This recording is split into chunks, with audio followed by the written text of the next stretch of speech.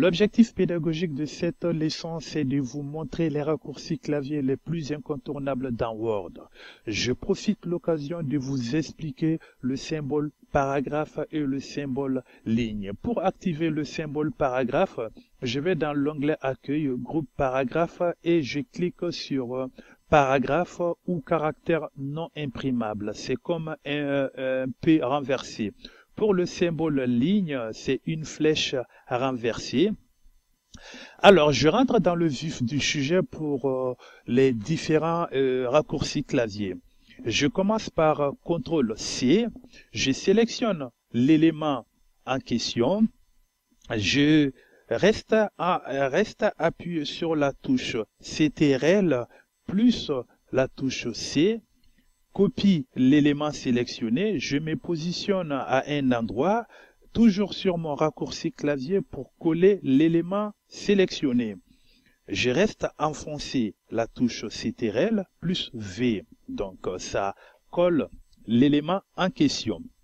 CTRL X, ça coupe l'élément sélectionné et le garde en mémoire. Exemple, je sélectionne le paragraphe, je fais CTRL X, ça coupe cet élément. Je me positionne dans l'endroit où je souhaite coller mon élément avec le raccourci clavier CTRL V, ça colle l'élément. Le raccourci clavier de CTRL Z, cela annule une action. L'action que je viens de réaliser tout de suite, je vais annuler cette action avec le raccourci clavier CTRL plus Z. Ça annule l'action. Le dernier raccourci clavier qui est important aussi, qu'il faut savoir, c'est le CTRL Y. C'est quoi? Ça annule, ça répète la dernière action. Je me positionne devant ce paragraphe, je sélectionne le taquet de retrait gauche, je positionne jusqu'à 6. J'ai envie de répéter la même action, je me positionne devant ce paragraphe, je fais CTRL Y. Il y a une autre touche qui est super rapide et important à savoir, c'est la touche F4. Je me positionne devant ce paragraphe, j'appuie sur la touche F4 de mon clavier, ça répète la même action.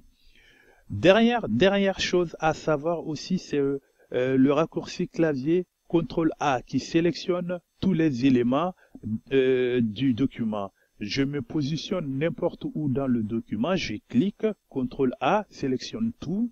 Je vais appliquer une police, par exemple Century, et puis ça met en forme tout le document.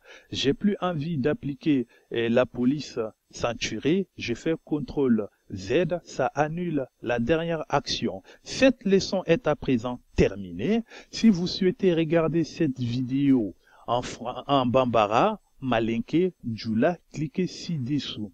Pour la prochaine vidéo, merci de vous abonner à la chaîne. Si vous avez des questions, n'hésitez pas à les poser, je vous répondrai. Si vous avez aimé la vidéo, likez, merci, à bientôt.